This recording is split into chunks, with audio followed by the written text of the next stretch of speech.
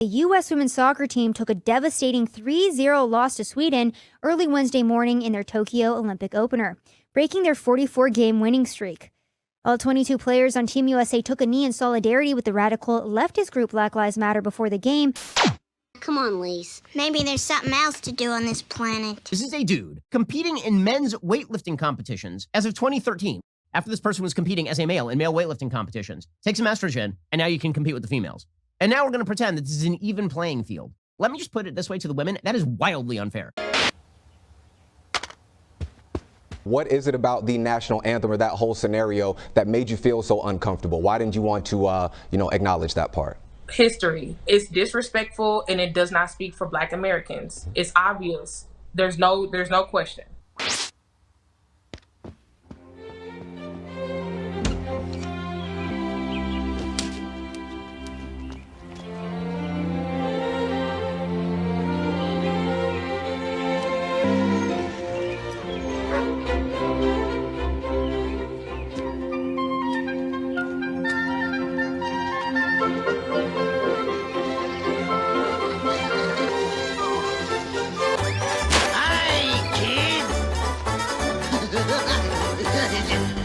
Is it Saturday? Hey, I'm as much a fan of Olympic speed walking as the next guy, but when I have various athletes wanting to kneel during the anthem or whinging and complaining about having to be in the shadow of the American flag, I'm just tuning out. And a new study looks like this year's Olympics viewerships are going to be brutal.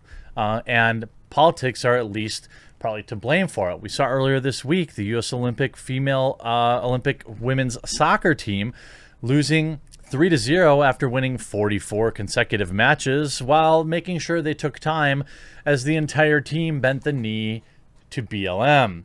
Olympic ratings set to crash. Research suggests get woke, go broke. Effect partly to blame. Here's the report. Last week, marketing firm Zeta Global polled Americans about Olympics and discovered the majority aren't excited to watch the games this year. More than 60% of Americans were unable to express excitement or interest in the summer games, and at least 45% of Americans confirmed they are not looking forward to the games in any capacity, the company found. This led it to predict this year's Olympics will be the lowest watched of the 21st century. Meanwhile, another research group, Ipsos, conducted polling and Olympics enthusiasm by party affiliation and discovered that only 29% of Republicans are interested in watching the games compared to 39% of Democrats. I wouldn't write home about either of those numbers. It's also found that fewer than a third of Americans, 32%, believe Olympic athletes should be allowed to engage in political protests, including kneeling or wearing messages on their uniform. Finally, Ipsos survey showed a majority of those polled felt that a positive performance from the U.S. athlete generally made them feel proud to be an American. See, this is the disconnect right here.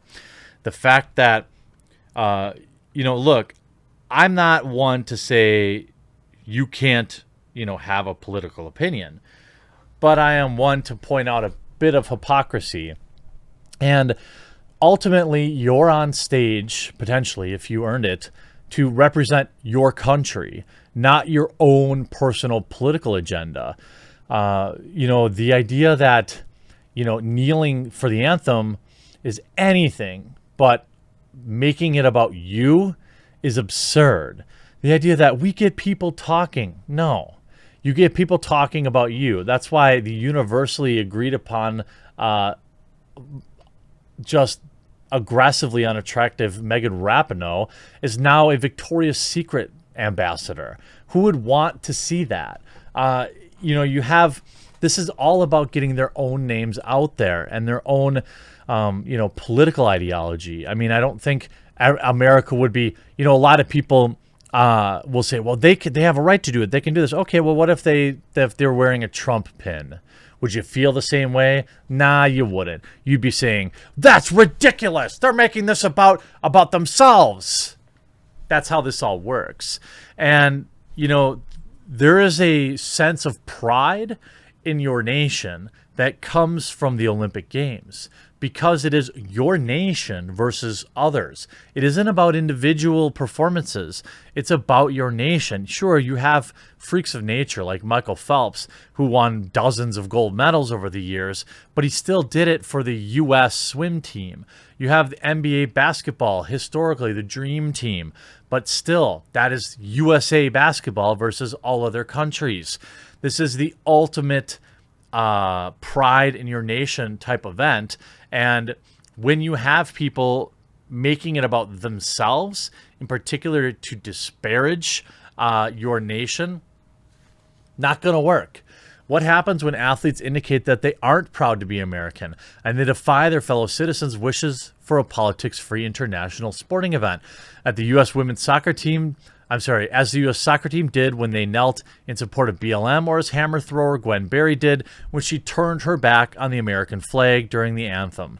Zeta's prediction, a ratings of free fall, comes true. As the games open Friday, Olympic ratings coverage isn't focusing on whether viewership numbers will be bad, but just how bad. The New York Post reports some experts believe it could drop to just 17 million, a disastrous figure for the 2012 compared to the 2012 London Olympics that averaged 30 million viewers, and the poorly rated 2016 Rio Games that still had 27 million. The Hollywood Reporter asked in a headline, Tokyo Olympics, how far will NBC TV ratings fall? The story goes on to explore cable cord cutting as a primary factor that could be a tough year for NBC, the primary broadcaster of the game. Other outlets like Bloomberg have focused on the coof and lack of fans in the stands as a reason for fewer families will be gathering to watch athletes bring home the gold. But that seems like willful disregarding of the evidence that audiences feel a general lack of enthusiasm for the competitions this year and the competitors. Look, I think when you have a situation where I didn't know anything about powerlifting, but now I have to know that, there's this biological male competing against biological females. It makes it seem farcical. When I see, a hammer thrower, an event that could just not exist in the Olympics, turning her back to the American flag, the country that gave her all the opportunities to be competing in the Olympics, it makes me want to tune out. We can take this straight across and look at, the NBA's ratings, legendarily low. Major League Baseball ratings, legendarily low. These are two organizations that were extraordinarily political. We could see the NFL's opening week last year when they're worshiping BLM on the field, getting booed by the fans and having legendarily poor ratings until they relegated all these demonstrations to in the tunnel before the game. This was the reason ratings were down. It wasn't that there weren't fans in the stands. It was that people tune into sport to get away from stress and real world politics and troubles. When the two intersect, and it's not, by the way, it's not just on the court. Have you seen the commercials during like NFL games these days? All these woke Nike ads. It's even infecting the commercials. And as these companies continue to endlessly virtue signal, people are just tuning out. Now, is cord cutting a thing? Yeah, it absolutely is. But look, when I watch an NBA game, when I was watching the Bucks in the finals, I could still watch on Hulu. So I'm assuming that bakes into the ratings. Why would they just ignore it? I don't think that it's exclusively cord cutting. Not when you're talking about the NBA finals. Cord cutting is generally something that, means they've switched to streaming services. It's not people have gotten rid of TV altogether. Based on Ipsos and Zeta's research, Outkick's popular founder Clay Travis clearly spoke for many when he said, "It's intriguing to see the U.S. women kneel before the game. There's going to be a lot of political analysis going on as it pertains to the Olympics this year. It's going to be harder to enjoy. It's going to be way more political than it's been in the past, and I think that's going to hurt viewership. It's particularly bad news for NBC as it is the network hoping to use the Olympics to draw subscribers to its new platform, Peacock. As Lightshed Partners, rich analyst Greenfield told the Post, this is certainly not going to be the Olympics NBC was hoping for. Olympic athletes like me should be able to take the knee if they want. Team Great Britain track star Dina Asher-Smith tells Games bosses amid fears of punishment if they do. I don't necessarily agree that they should be punished. I don't. I agree I mean, I just think that people are going to tune out. And then when they tune out, you can't get mad about it. You should be able to kneel all you want. Go ahead. But I have a feeling, as you see continuing ratings disasters for sports leagues, they're going to start banning some of this stuff. And I'm not necessarily in support of that, but this is the reality. And you have, Team USA flag bearer Eddie Alvarez tears up discussing the opening ceremony honor. The baseball player selected to Team USA's flag bearer was captured in an emotional video, tearfully explaining how the honor means everything to him in a statement that his story represents the American dream. Eddie Alvarez, a 31-year-old first-generation Cuban American, is a shortstop for the Marlins minor league system and was the first baseball player to hold the American flag when he led Team USA onto Friday's Olympic ceremony in Tokyo. I owe so much to my parents, my family, Alvarez tearfully said in a video posted by Team USA. When he was asked about how he felt about being the flag bearer, it means the player pauses to gather his composure. Everything to me. I came over to this country, so to be able to lead Team USA is an absolute honor. It was a lot of sacrifice I had to make in my life and my athletic career, so I'm just absolutely incredibly honored. What a privilege. That's the type of competitor I want to watch on TV, not the one that's going to kneel. I hope you enjoyed this video. I'm looking forward to hearing your comments in the comment section down below. We'll talk to you again real soon.